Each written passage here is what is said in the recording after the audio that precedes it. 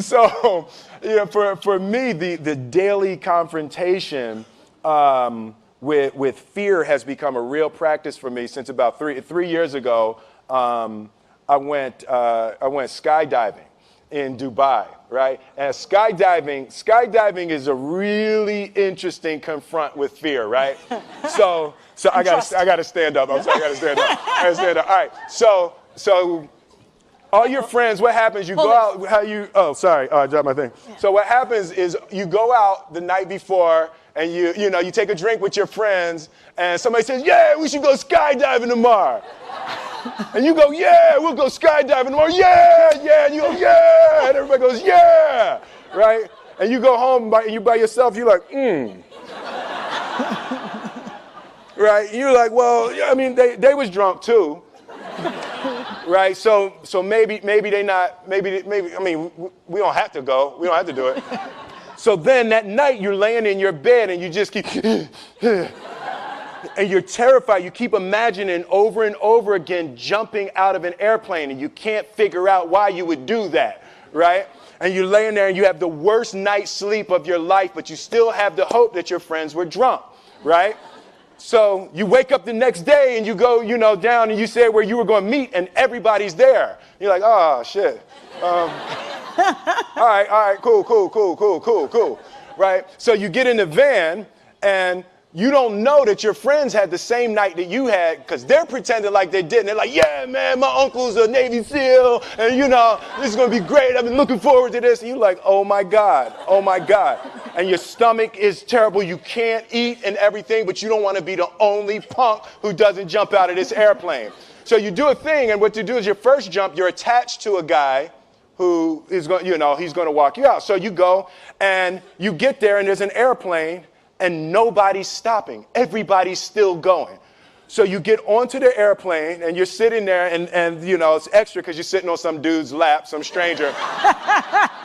You're sitting on his lap and it's like, you're trying to make small talk. Yeah, man. So you be jumping with people all the time, huh?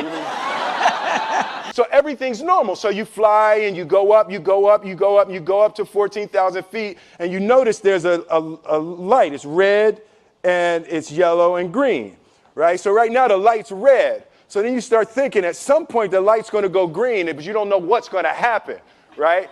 And you wait and it goes yellow and the light goes green and somebody opens the door, and in that moment you realize you've never been in a freaking airplane with the door open. Terror, right? So you go, and then, if you were smart, you sat in the back so you don't go first, right? And then people start going out of the airplane. And you go, and the guy walks you up to the end of the thing, and you're standing, and your toes are on the edge, and you're looking out down to death. And they say, on 3. And they say, 1, 2. And he pushes you on 2 because people grab on 3. Right? Right? And you go, and you fall out of the airplane.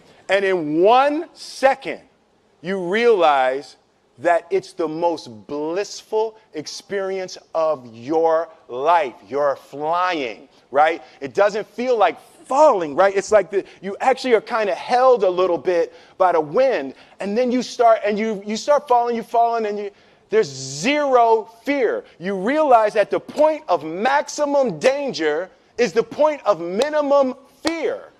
It's bliss. It's bliss, and you're flying, right? And you're doing that, and then 20 seconds, 25 seconds, 40 seconds, and you have enough time to just kind of be like, oh, shit, that's that building. I like that one. Oh, you can see the ocean. Right? You start doing all of that, and the lesson for me was, why were you scared in your bed the night before? What do you need that fear for? Just don't go. Why are you scared in your bed 16 hours before you jump? Why are you scared in the car? Why could you not enjoy breakfast? What did you need that? The fear is fear of what? You're nowhere even near the airplane. Everything up to the stepping out, there's actually no reason to be scared. It only just ruins your day. You don't have to jump. And then in that moment, all of a sudden, where you should be terrified is the most blissful experience of your life. And God placed the best things in life on the other side of terror. On the other side of your maximum fear are all of the best things in life.